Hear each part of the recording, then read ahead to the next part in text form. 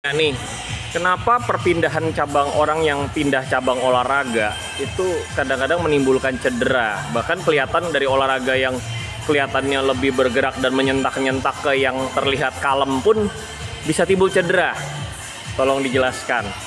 Ya, jadi sebenarnya bukan cabang olahraganya ya, bukan programnya, tapi perpindahannya tadi. Nah, jadi ketika orang terbiasa melakukan suatu gerakan, badannya akan adaptasi. Jadi, misalnya kita biasa melakukan gerakan squat. Bagus ya squatnya, kuat ya kan? Nah, begitu squatnya kita ganti nih, misalnya jadi harus melompat, itu udah beda loh, ya kan? Atau misalnya tadi ya, yang Koko bilang, dari gerakan yang kelihatannya lebih ekstrim. Iya, ada orang dari rutin body jam, tiba-tiba ke body pilates. Jam suka lompat. Terus tahu-tahu ke pilates kok bisa bobo-boboan. Iya, kalem-kalem gitu. Ya karena dia nggak pernah. Bisa cedera. Itu jawabannya karena dia tidak pernah. Udah itu aja. Terus kalau dari olahraga yang biasa kelas-kelas yang sifatnya non kompetitif atau yang angkat besi juga, tahu-tahu ke yang kompetitif itu misalnya kayak lomba kompetisi gitu ya. Yang kompetisi itu maksudnya yang kayak badminton, paddle, permainan. Olahraga permainan. Yang ada menang kalahnya itu sering banget cedera. Karena memang olahraga yang permainan tadi atau olahraga kompetitif tadi itu goalnya memang bukan olahraga, dan itu bukan olahraga, itu adalah permainan dan kompetisi.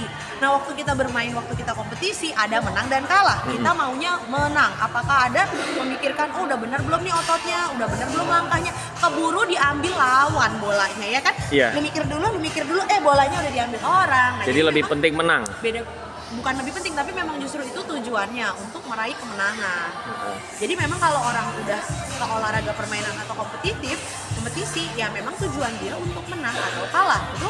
Iya. Nah, untuk enhance-nya supaya kita bisa menang, tapi menang dengan selamat tanpa cedera, ya harus dibantu dengan olahraga yang tujuannya untuk berolahraga.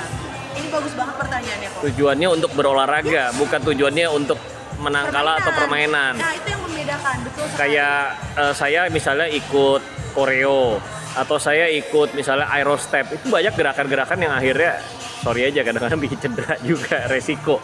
Jadi saya kadang-kadang nggak berani turutin semua gerakannya. Ya, kalau di sini kasusnya adalah karena badan Koko tuh nggak tahu pergerakan itu, karena Koko terbiasa dengan suatu pola gerakan. Jadi manusia itu punya kebiasaan terhadap suatu pola gerakan. Yes. Nah, makanya kenapa kalau orang di luar negeri nih, misalnya mereka, kita ngomong sorry ya, kuli bangunan. Kuli bangunan badannya bagus banget kan? Karena dengan kegiatannya sehari-hari tuh dia punya pola yang menggerakkan otot-ototnya. Nah, kalau orang bukan kuli bangunan, contohnya kerjaan sehari-hari cuma nyender, rebahan, mager, kaum rebahan. Nah, itu pola gerakannya dia, pola gerakannya rebahan. Dia akan jago banget kalau disuruh rebahan. Pemain hoki, mereka terbiasa dengan posisi hoki. Pemain bulu tangkis, mereka terbiasa dengan cara menahan, cara nangkep bola, cara nangkis. Fighter, badannya begini semua. Iya. Kenapa ya orang dia begini, kalau lu berantem begini habis lu digebukin. Itu namanya pola gerakan. Nah, waktu dia terbiasa di sini, tiba-tiba dia disuruh sini, bingung nggak badannya? Bingung. Nah, makanya kita harus latihan banyak hal. Latihan banyak hal ya. Jadi dia bisa di sini, dia bisa di sini. Jadi perlu menyadari juga kebiasaan kita ini di pola yang olahraga yang mana juga saat ini. Betul. Jangan toto loncat ya. Jadi PR-nya adalah kalau kita sudah bisa suatu hal, kita harus belajar yang lain. Dasarnya adalah 10 physical skill. 10 physical skill. Apa aja? Lupa 10-nya. Lupa, oke.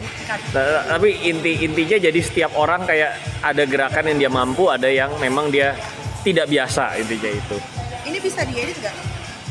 Atau langsung jalan? Langsung jalan aja ini.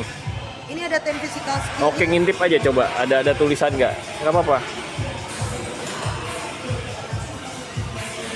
Tuh, kalau dicari nggak ketemu kok. Oh ya udah nggak apa-apa. Udah intinya ada 10 physical skill. Oke, nggak apa-apa. Ya, jadi kita harus biasa melatih banyak hal, nggak cuma suatu hal aja. Dan ada kesadaran kita nggak bisa tiba-tiba jago semua ya. Oke, ini 10 physical skill. Bentar, diamin dulu. Oke, itu aja Ci. Thank you Ci. Thank you.